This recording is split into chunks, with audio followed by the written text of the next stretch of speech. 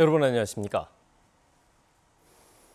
광주와 대구를 1시간대에 이동할 수 있는 달빛 내륙철도가 국가철도망 계획에 반영됐습니다. 광주에서 대구 내륙철도 건설이 논의된 지 20년 만에 국가계획에 반영된 건데요. 동서화합과 국가균형발전 차원에서도 획기적인 사업이 될 전망입니다. 이성각 기자의 보도입니다. 올해부터 향후 10년간 국가철도망을 놓는 계획에 광주와 대구를 잇는 달빛 내륙철도 건설 사업이 포함됐습니다. 달빛 내륙철도는 광주 송정역과 서대구역을 연결하면서 담양과 전북 순창, 남원, 장수, 경남, 함양, 거창을 경유하는 총 연장 200km의 고속화 철도입니다. 4조 5천억 원을 투입해 철도가 개통되면 현재 2시간 50분이 걸리는 광주 대구 간 이동 시간이 1시간 20분대로 줄게 됩니다. 당초 지난 4월 경제성이 낮다는 이유로 반영되지 않았지만 광주와 대구는 물론 철도가 지나는 영호남 지자체가 공동 대응하면서 문턱을 넘은 겁니다. 특히 자치단체는 물론 지역 정치권, 시민사회단체까지 국가균형발전 차원에서 계획 반영을 촉구하는 등 총력을 기울인 게 결실을 맺은 겁니다. 달빛철도 건설로 동서화합과 20조 원대 대구 광주 연계협력권 발전 종합계획 등 국가균형발전 차원에서도 획기적인 계기가 될 전망입니다. 다음 달 국토부 고시를 거쳐 예비 타당성 조사, 예산 확보 등의 후속 절차를 밟게 됩니다. 달빛 내륙철도 건설을 앞당겨 2038년 광주, 대구, 하계 아시안게임 공동 유치와 함께 영호남 상생 발전과 국민 통합, 국가 균형 발전에 박차를 가하겠습니다. 이번 철도망 구축 계획에는 달빛 내륙철도 외에도 3조 원을 들여 서울과 여수를 2시간 10분대에 연결하는 전라선 고속철도 사업과 광주 나주 광역철도 건설 사업도 포함됐습니다. KBS 뉴스 이성각입니다. 우리 현대사의 아픈 상처로 여수와 순천 지역에서 일어난 여순 사건의 진상규명을 위한 특별법이 제정됐습니다. 73년 만에 명예회복의 길 앞에 선 유족들은 일제히 환영의 뜻을 나타냈습니다. 보도에 김호 기자입니다. 여순 사건으로 형제를 잃은 89살의 김운택 씨. 김 씨의 형은 갑자기 들이닥친 경찰에 끌려간 뒤 내란범으로 몰려 군사재판에서 20년형을 선고받았고 6.25 전쟁이 발발하자 다른 재소자들과 함께 학살됐습니다. 김 씨는 지난 24일 재심 재판에서 형을 대신해 무죄 판결을 받아냈지만 억울한 죽음의 진실은 여전히 밝혀지지 않고 있습니다. 재심 신청을 하면서 그 괴로운 점이 뭐냐면은 행제관이 없는 사람이 쎄버렸어요. 괴로운 모든 사람이 쎄버렸습니다. 우리가 지금. 가결됐음을 통보합니다. 여순 사건 발생 73년 만에 특별법의 국회 통과로 국가 차원의 진상규명과 희생자들의 명예회복을 위한 법적 토대가 마련됐습니다. 이를 위해 국무총리를 위원장으로 한 진상규명과 희생자 명예회복위원회가 설치됩니다. 또 여순 사건으로 후유장애가 남은 피해자나 수용자 등 희생자들에게 의료생활지원금을 지급하게 됩니다. 묘역 조성 등 각종 위령 사업을 할 수 있는 근거도 특별법에 포함되어 있습니다. 긴 세월 견디오신 희생자와 유가족분들께 진심으로 머리 숙여 위로의 말씀 드립니다. 무고한 민간인 피해자들도 피해를 당했다고 솔직하게 말하지 못한 지난 세월이었습니다. 여순 사건 희생자 유족들은 물론 정치권과 지자체 시민단체는 특별법 통과를 일제히 환영하고 진상규명을 위한 후속 절차도 차질 없이 노력해 줄 것을 촉구했습니다. KBS 뉴스 김호입니다.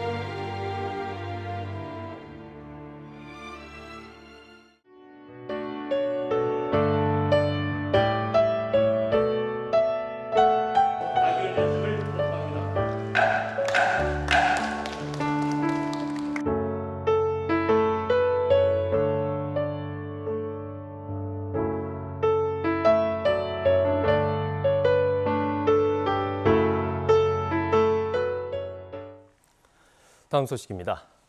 광주 학동 철거 건물 붕괴 사고를 수사하고 있는 경찰이 어제 시공사인 현대산업개발 관계자 3명을 소환 조사했습니다. 시공사 측이 불법 재하도급을 알고도 묵인했는지에 대해 집중적으로 살펴보고 있습니다. 김정대 기자입니다. 광주 학동 재개발구역의 철거 공사가 한창이던 이달 초, 시공사인 현대산업개발 관계자는 철거업체인 백솔 대표를 모바일 대화방에 초대해 구체적으로 작업 지시를 내렸습니다. 민원이 발생하니 분진을 최소화하라는 내용입니다. 현대산업개발이 철거 진행 상황 전반을 파악하고 깊숙이 개입한 증거로 볼 수 있는 대목입니다. 이에 따라 경찰은 어제 현장 소장 등 현대산업개발 관계자 3명을 불러 조사했습니다. 현대산업개발이 철거 작업에 불법 하도급을 알고도 묵인했는지가 수사의 핵심입니다. 재하도급을 묵인했다면 건설산업기본법 위반에 해당합니다. 학동 4구역 재개발 지역에서 제기된 각종 비위 의혹에 대한 수사도 속도를 내고 있습니다. 경찰은 재개발 조합과 시공사 등을 압수수색해 금융계좌 70여 개를 확보하고 수상한 자금의 흐름을 추적하고 있습니다. 붕괴 원인을 밝히기 위한 국립과학수사연구원 감식 결과도 조만간 나올 예정입니다. 경찰은 참사 발생 한 달이 되는 다음 주쯤 붕괴 원인과 책임자 규명에 대한 1차 수사 결과를 발표할 예정입니다. KBS 뉴스 김정대입니다. 광주의 한 척추 전문 병원에서 제기된 대리 수술 의혹과 관련해 보건복지부가 현장 실태 점검에 나섰습니다. 보건복지부와 건강보험심사평가원 등은 어제 대리 수술 의혹이 제기된 광주의 한 척추 전문 병원을 방문해 실태 점검을 벌였다고 밝혔습니다. 보건복지부는 인천과 광주의 척추 전문병원에서 잇따라 대리 수술 의혹이 제기된 뒤 광주 2곳을 포함해 전국 척추 전문병원 16곳을 점검해 수술실 운영 실태와 전문병원 인증 기준 등을 확인하고 있다고 밝혔습니다.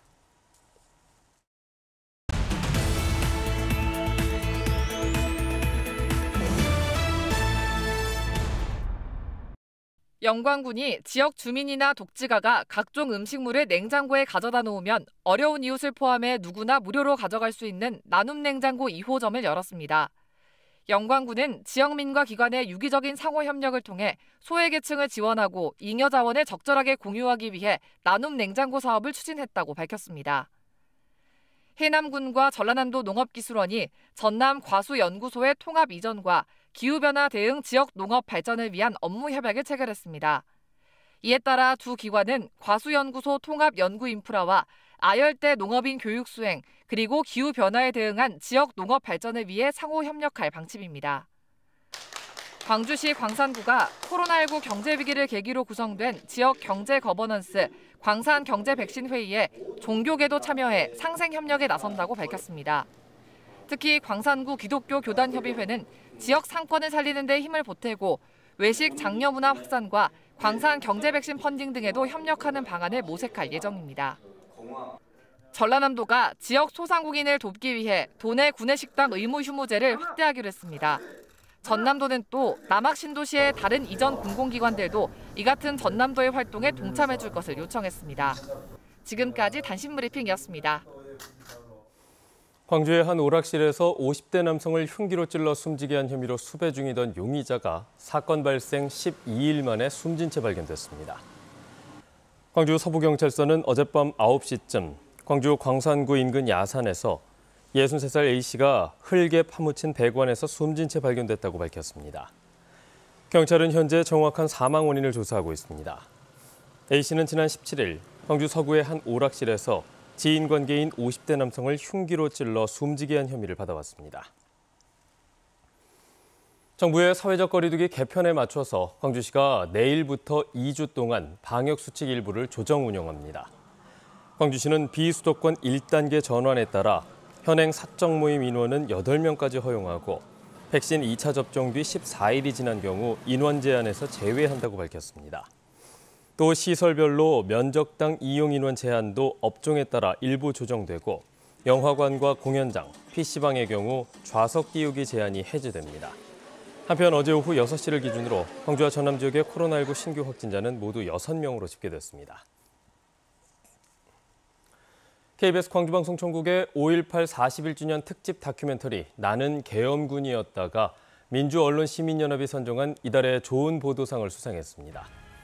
민원련은 KBS 광주방송총국 김무성 PD가 연출한 이번 다큐가 1980년 5월 계엄군으로 광주에 투입된 최병문 씨의 공개 인터뷰를 통해 주남마을 버스 총격 사건의 새로운 증언과 계엄군으로서 느낀 심적 고통을 보여주는 등 역사의 진실을 드러냈다는 점에서 호평을 받았다고 밝혔습니다. 올 2분기 호남권의 경기가 1분기보다 소폭 개선된 것으로 나타났습니다. 한국은행 광주전환본부가 발표한 경제 동향 자료를 보면 올 2분기 호남권 경기는 제조업과 서비스업이 증가했고 수요 측면에서도 소비와 건설 투자가 늘어서 1분기보다 소폭 개선된 것으로 조사됐습니다. 또 도소매업의 경우 코로나19 백신 접종 등으로 소비 심리가 개선되고 매장 방문객 수가 증가해 전반적으로 업황이 개선될 것으로 전망됐습니다.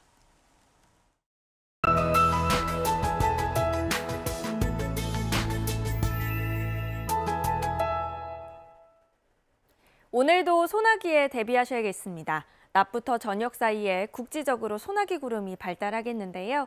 일부 지역으로는 시간당 40mm 이상의 매우 강한 비가 내릴 가능성도 있습니다. 우산 꼭 챙기시고요. 하천이나 계곡 근처는 되도록이면 피하시는 게 좋겠습니다. 예상되는 비의 양은 광주 전남 지역에 10에서 60mm고요. 돌풍이 불고 천둥 번개가 치는 곳들이 있겠습니다. 비가 오지 않을 때는 대체로 구름이 많겠고 아침에 서부 지역을 중심으로는 빗방울이 조금 떨어지겠습니다. 오늘 기온은 어제만큼 올라 더위도 계속되겠습니다. 아침 기온 광주와 나주 20도 가리키고 있고요. 한낮 기온 29도까지 오르겠고 습도가 높아서 더 후텁지근하게 느껴지겠습니다. 여수 27도, 보성과 광양 29도로 어제보다 조금 높겠습니다. 목포와 무안의 낮 최고 기온 28도, 해남 29도가 예상됩니다. 신안도 한낮 기온 28도까지 올라서 어제와 비슷한 더위 예상됩니다. 물결은 비교적 잔잔하겠고요. 서해상은 바다 안개가 짙게 끼겠습니다. 주 후반에는 정체전선이 북상하면서 장맛비를 뿌리겠는데요. 주말부터 영향을 받을 것으로 예보됐던 광주 전남 지역은 시기가 조금 앞당겨지면서 금요일 밤에 비가 시작이 되겠습니다. 기상정보 전해드렸습니다. 뉴스를 마칩니다. 여러분 고맙습니다.